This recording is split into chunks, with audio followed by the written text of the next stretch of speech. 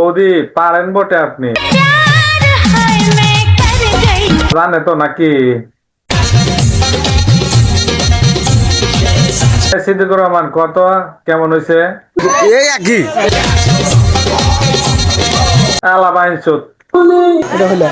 আমার ভুল হয়েছে, ক্ষমা করে দেন।